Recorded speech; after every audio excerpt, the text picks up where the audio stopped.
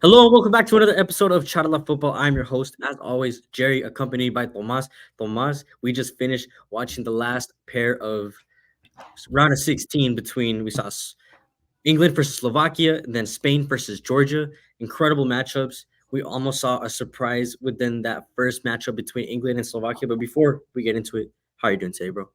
Doing fine, bro. Just finished watching these games and pretty appalled by some of the results, but not surprised. Honestly, not surprising results. We kind of knew which teams were going to pass through. I think it's just a matter in which they went through wasn't very convincing, or at least regarding England, Spain towards the end, they kind of fixed up their tactics. But we're gonna start with that England Slovakia first. But make sure to follow Chat on the Football on all our social media platforms: Instagram, TikTok, Twitter, website, all that good stuff. And support your small creators because together we'll make it big. And make sure you check out our personal pages. I'll make sure to link down Tomas's Instagram and X down below as well as mine. But yeah, make sure you guys support and listen in because we got more Euro and Copa America content coming up now that at least I'm back in the States. We're going to be pumping out as much content as possible and get as much content for you guys. England, Slovakia. What was your reaction when Slovakia went up 1-0? Um, I mean, we talked about it in the podcast literally yesterday, and it's pretty much what happened. Slovakia goes up 1-0 and they defend to the death as much as they Mhm. could. And then in a moment of luck, and I say luck because I think luck is when preparation meets opportunity. And when you have a player like Bellingham that prepares that himself, at the obviously at the highest level, playing in the best team in the world right now, it came down to that, to individual talent, to say Yeah, Gareth and Southgate. the dramatic fashion in which it happened in the very last minute. Yeah, I mean it was insane. I saw, I mean you started looking at the stadium, people started to walk out in the 90th, Yeah, 91st, ninety I second literally I minute. saw a video. I saw a video on Twitter of some fans just walking out. They said that there was the worst performance they've ever seen of England. They didn't even want to keep watching it. Little did they know if they stayed an extra few 5-10 minutes, they would have seen them come back and win the game. Yeah, now England advanced, but let's be honest, they played terrible, especially in Yeah, the offensively. They played with no creativity, and in a team that has two of the most creative young midfielders in the Premier League, which is Cole Palmer and Phil Foden for my liking. Um, he plays Phil Foden at the wing, and he plays Cole Palmer on the bench for most of the game. hmm it wasn't until Palmer comes on, Saka plays left back, and then I think he made one other substitution. I can't think of it off the top of my mind, but He took he out started moving. Maino. Oh, he took out Maino, even though he was doing pretty well. I think him and Bellingham were the only ones up until the last minute goal that were really doing something for England, or really trying to provide something different.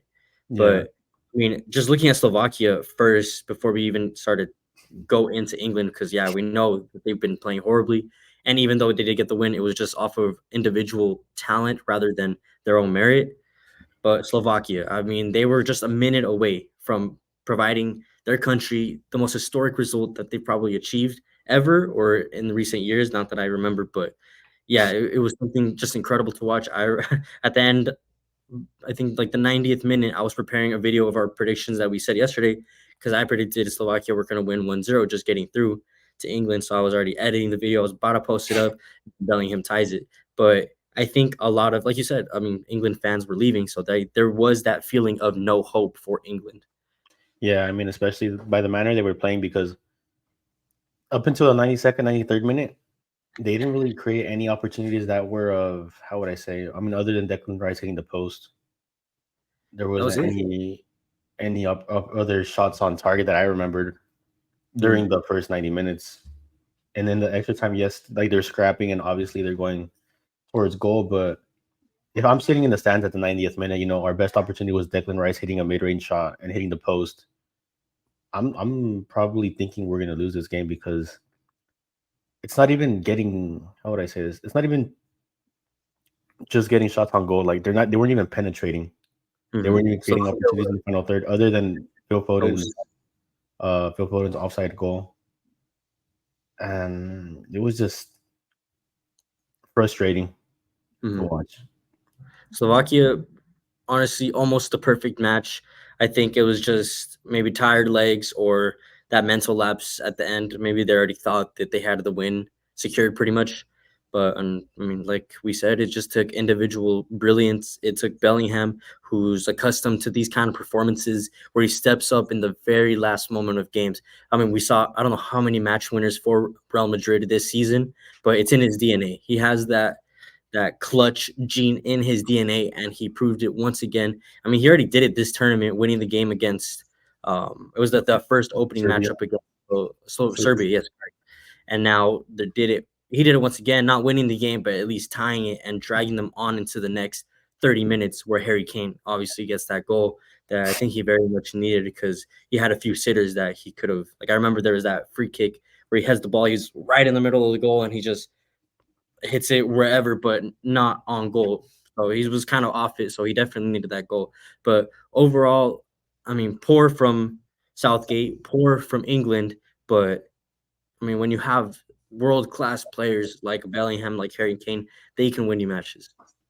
Yeah, I mean for sure, but why the need to depend on them? Why the need to not have a strong style where you're able to compete with any team in the world? Because right now England is competing versus any team in the world because they have solid players, not because they have a solid system that they'll compete anywhere. Like I don't know, like the likes of Uruguay, where they have world class players, but they also have a lot of regular players, but they compete anywhere. The likes of even the likes of today, like we saw how England struggled versus Slovakia. Yeah. Because Slovakia has a strong like tactic. They're tactically, how would I say this? They defend very well, and they have that as their main resource. Where we go up and see how we score, and then we react defensively. They have a solid team. They play as a unit, basically. They don't Yeah, rely on individuals, because individually they know they're not any better than England. Everyone knows that England has the best 11, if not best 22, 23-man roster in the Euros. yeah, So, for I mean, sure. it all comes down to passion, who wants it more, grit, energy, love for the game. That's really what it comes down to. Yeah. I mean, I'd have to completely agree with that take because there's no other team in the Euros that have this bench, like these players that are able to come on. Like you don't, there's not another team that has like a player with 29 goals and assists on the bench. On the bench, like he has the luxury of keeping this player on the bench, which is Cole Palmer. Mhm. The thing is, Southgate has a team where he's able to play a different formation, and he's just stubborn with his 4-2-3-1, and it doesn't make sense to me because these players have played a 3-5-2, a 4-4-2 in their, how would I Their own say it? teams. In their Their own own teams. team. I mean, Bellingham was a center forward for most of the time at Real Madrid this season. Yeah. But And he was, why not push him up a little bit with Kane and leave a double 10 role for Cole Palmer and Phil Foden, or just a singular 10. Just push Bellingham upwards because it proves to you that maybe he's not the best finisher like Kane. That's why you keep him in there. But he's like good at rebounding and just a poacher, somewhat of a good poacher. and So that's that what you. Sorry, keep going. Keep going. so that's what I saw with him at Real Madrid. Like he was a true nine, but he was getting there on those 50-50 balls versus the defenders. He has that timing to get in front of the defenders to beat them to the ball, Yeah. and he's able to finish like that. No, he's probably, like you said, one of the best poachers. But I mean, now they're gonna come up against a Swiss team who are gonna give them a run for their money, and they're not no Slovakia. Like this team will actually, they will create chance after chance, and they have, I wouldn't say world class players, but they have great individuals up front that can certainly push you away. Unlike Slovakia today, who only created a handful of opportunities, did score the one that they had, the biggest opportunity that they did have. But with the Swiss, they're gonna have to be very careful, because if they play the way they did today and how they have been all tournament, I think this is the Swiss to go through into the semifinals. If England would have played Switzerland in the round of 16, they would have lost 2-3-1. Mm-hmm. Oh yeah, for sure. Now, moving forward, going into this quarterfinal matchup, I mean, we saw what Switzerland did to Italy, and now we saw how England just scraped through Slovakia. What do you see for this matchup? Do you think Southgate's going to change things? Do you think that they're going to use this to bounce forward to really boost their confidence and do something a lot greater against Switzerland? Or are we expecting the same shit from England? I'm honestly expecting the same thing because Southgate now he thinks he's a genius because he advanced. And I was talking about this in the podcast prior to this one. When he wins, he just feels like he's a genius, and I don't know why. He like maintains the same tactics, he maintains everything the same, and he's scared to move anything around to better his formation because he thinks that winning is enough, and sometimes it is enough. But when you have a team like this England team, and you play it safe in every aspect, it just seems so. How would I say? It just holds back the team. Yeah. No, yeah, for sure. And I mean, you have the best starting 11 in this Euro, but you're acting like you're playing with the worst team in it. Especially the way they handled the last 20 minutes once they were already up. They were defending for their life. And you don't want to see that from an England team that have this kind of individual talent. You want them to be the one to bring the game or to hold on to the game in the sense of defend with the ball, or keep creating opportunities, really push Slovakia back into their own half. But it was all Slovakia. Slovakia, if anything, probably could have gotten that tying goal. And I felt more like Slovakia were going to get that tying goal I versus mean, England getting that one. they had that good opportunity where the I think it was the left winger crosses the ball pretty hard to the striker, Yeah, and and just that unlucky strike that he gets, that he hits the ball upward rather than straight down.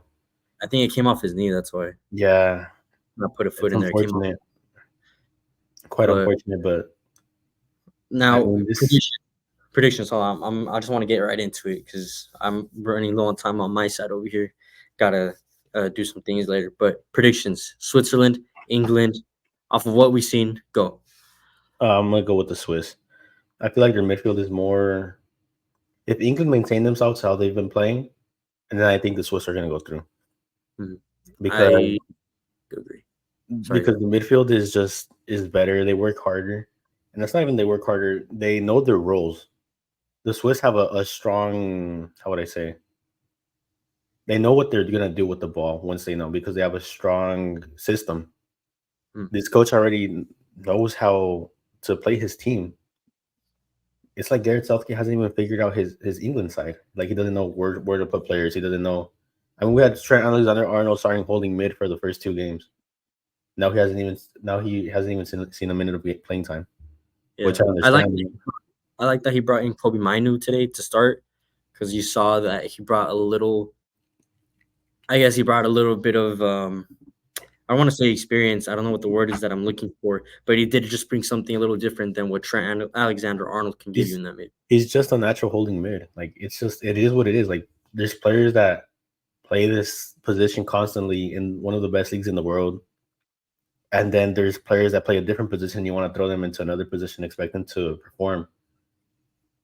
Which I've seen Alexander Arnold perform well on the right wing, and I've also seen him perform well as a right back. So that's why, in my opinion, this England side should switch to a 3-5-2, where yes, your wingers are more how would I say sacrificed, but you have the wing backs to supply those fresh legs in Trent and Alexander Arnold. And Mhm. I mean that's my take on that. If England maintain themselves as they did today, Switzerland is advancing. Yeah, I'm gonna go with the same thing just because England don't give me any hope that they're gonna change their style. Pretty much, like you said, Southgate is stuck in his tactic, in his structure, and it's not a winning structure. Maybe in the past Euros, especially the most recent one in 2020, it looked a lot better, looked a lot different, different energy. But these players, same set of players, they're just not cut. They are not. Um, I don't know. Maybe I don't think they have enough confidence in this manager, so I don't see them getting it done. And the Swiss team, they look as alive as any team. I think more alive than any of these teams in the tournament so far, because they have it all. I mean, they have quality on the pitch. They have a lot of fans supporting them at the stadiums. They have passion, grit, a A great strong plan. bench. They have it all. They have, and I'm sure going into this match, they're gonna respect England, knowing the individuals that they have, but they're not afraid of them. I mean, they already knocked out the reigning champs. If you knocked out the reigning champs, you can do whatever you want to any of these upcoming teams that you're going to play against. So I'm going to go Switzerland as well. Probably won't be an easy game. We're looking maybe at a 2-1 or 3-2. Probably won't go. So hopefully a 3-2 because that'd be fun to watch. I think it'll be like a 2-0. Shit, blowout. Well, we'll see. Now let's move into the next game before we start to wrap things up and give our prediction for this next game as well. Was it Spain versus Georgia? Another underdog story, a beautiful one with Georgia, where they go up early. I don't know how early, but I think it was in the first like 20, 25 minutes when Georgia get that first goal.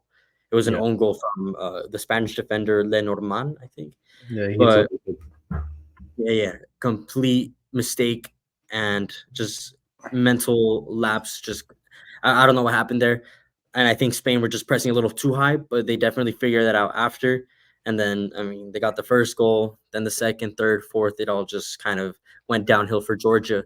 But overall, I mean, besides those first 20, 30 minutes where it looked kind of shaky for Spain, I mean, Spain are just so dominant. They're the most dominant team that I've seen in the Euro so far, right next to Germany, probably. Yeah, for sure. I completely agree. They're offensively so good, and I mean, defensively they know how to build that well. Mm-hmm. Today the first time they received a goal in the Zeros? Yeah, it was the first time today, and it was by themselves. So, I mean, it kind of shows you how they're defensively intact as well, and also the anchor of Rodri in the midfield really helps them a lot. Yeah, dude, that first goal from Rodri, that was beautiful. Honestly, maybe a lot of people won't give it the credit that it deserves, but I mean, the way when the ball rolls to him, he opens up his body. He kind of just hits the ball back to set himself up perfectly. Left-footed strike into the bottom right-hand corner, the goalie's left-hand corner. That shit was beautiful. Yeah, I'd have to agree because the game was close because Georgia was defending pretty well, and it's in moments like that where you need these mid-range shots or players who shoot well from the mid-range like Rodri, so these teams can open up, and they tie the game. And obviously, after that, Georgia has nothing to hold on to, so they open up a lot more, and they're able to put the second one, the third one, and the fourth one. It's just what happens. You know what surprised me? That Georgia kept stepping up though. Once they did get that draw, obviously Georgia were forced to step up because I mean they want to win or at least take a game to Spain. But they did pretty well. It's not like they didn't create anything at all. Like they had a few dangerous chances. Yeah, I mean, they did create a lot of chances, but at the end of the day, Spain's just too much of a force to reckon with right now. Yeah, for sure. I mean, you have wingers, you have like Yamal, putting on a show, showing that he's ready for PSG. I mean, they're gonna put in a crazy offer for him, but I don't think Barca would bite. But that's a topic for more club level football. But I mean, let's just talk about those two wingers specifically. I know there's a lot of talk about Lamine Yamal. Nico Williams, I think he's been the best player for Spain. I mean, I think Yamal is getting a lot of the highlights just because of how young he is. Because I mean, he's like considered the next Messi or the next young prodigy, whatever you want to see it as. And I mean, he's done exceptionally well. He's the youngest player to play in the knockouts, probably the youngest player to assist in the knockouts as well. I mean, he's still just 16. But I mean, Nico Williams is putting on a show of how to play as a winger. He is not afraid to take his man. He is not afraid to dribble through 2, 3, 4 players if he has to. And he's just so powerful. Like I haven't seen a winger as powerful as he is on the run. Yeah, I mean, I'd have to agree. He reminds me of not talent-wise, but definitely physique-wise, and with the strength, how he runs. He looks like I mean, he reminds me of Ronaldinho. Just how strong Ronaldinho was in his prime, going forward, not afraid to go forward. Maybe not as talented as Ronaldinho, but definitely physically astounding for sure. Just the power in which he glides through defenders. That goal he scored, that was a fucking banger too. Like, I mean, he cuts in on the defender, takes him on 1v1, not scared. And I mean, he could put it far right-hand corner. I guess that's like the safe option when you're on that side of the goal. And as a winger, you open up the ball to the goalkeeper's far post. But he knows that the goalie's going to go down, so he just puts it right under the bar, right at the top. I mean, if you look at the goal, he kind of opens up his hips, kind of insinuating that he's going to go wide, which kind of leads the goalie to think back. And then he hits it upward, and the goalie's kind of like late to, I don't know. He's trying to. Yeah. No, I honestly, he's just a freak of nature. Honestly, I haven't seen a winger like that. So Ronaldinho's a good shot because I couldn't even give a comparison on who he reminds me of. But Ronaldinho, I can see that. I can honestly see The that. strength in every stride, like how firm he is in the run. I mean, you Mhm. can't stop this guy unless you're just taking out his ankle or something. Yeah, really, that's probably the only way you'd be able to take down those kind of players. And same thing with Yamal. I mean, even though he's not as big as Nico Williams, he's just what he does with the ball, the way he can just maneuver through players, because he's just very silky. He reminds me of Riyad Mahrez a lot. Not like Messi. Messi was very. I mean, I feel like his burst and He pace was, was a lot stronger and faster yeah, than like he Yamal's. was a lot quicker. But Riyad Mahrez is a lot more. I don't know how to describe it, but he just gives me that kind of vibe, like a Mahrez vibe. Yeah, no, I completely agree with that because Messi. It's so hard to compare somebody with Messi right now. Yeah, it would be unfair to compare him with Messi, especially being so young. But I mean, overall, like we said, just dominant performance from Spain. Now they have Germany coming up. It's a matchup that you would expect to see in the final. I think it's a little early for the quarterfinals or maybe even a semifinal, but a great matchup nonetheless. It's going to be sad to see either one of these teams go. Obviously, you don't want to see the host nation drop out so early, especially because they've been playing so well in Germany. You don't want to see Spain getting knocked out so early as well because they've been one of the best teams. So to see them in the quarterfinals, it's kind of disappointing, but it's going to be great as a neutral fan. Yeah, I mean, I think it's gonna be difficult, but I honestly think that the winner of this game is gonna win the Euro. I can see where you're coming from on that one because there's no other team that can give. I mean, what other team? I mean, we got what England, Switzerland. I mean, who are the England, Portugal, Switzerland, France, Netherlands, Austria? But out of all those teams, none of them compare to the strength that these two teams provide in Germany and in Spain. I at least have shown because France and Belgium, yes, they're solid teams, but they haven't shown the solidarity that Mm-hmm. Germany and Spain have. So, I mean, I think the winner of this quarterfinal is going to win the Euro. Now, who's going to be the winner? That's the question. $1 million question right here, bro. Uh, it's too difficult because I could see both scenarios playing out. Where Nah, but you have to give me an answer right now. Right now.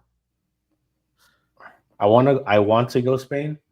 No. Who's going to win? Not who you want. Who's going to win? I'm gonna go with Germany Nah, I can see why.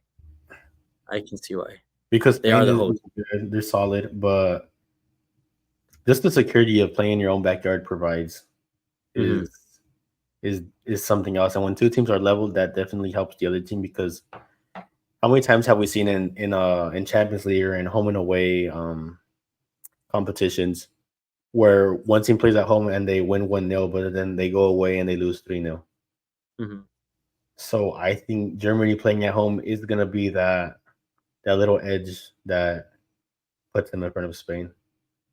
I'm gonna go the opposite. I'm gonna go Spain creates the upset. I think the Spanish have enough talent, if not more talent than the Germans. I mean, going line for line, I mean, say you see Nico Williams against Joshua Kimmich, right back versus left winger. I'm taking Nico Williams This is at the least thing. half. This is the thing though that Germany doesn't play in the man for man type. They don't go. They usually don't leave their defenders on a man for man situation. They're more of a solid team where if you have the ball, it's always 2 to 3 versus you because Mhm. that's they play zone. They play more of a zone defensive scheme, and it's a 1v1 with Kimmich and Nico Williams. If it happens, it's a mistake or a counter. So I don't really see Exactly. that happening.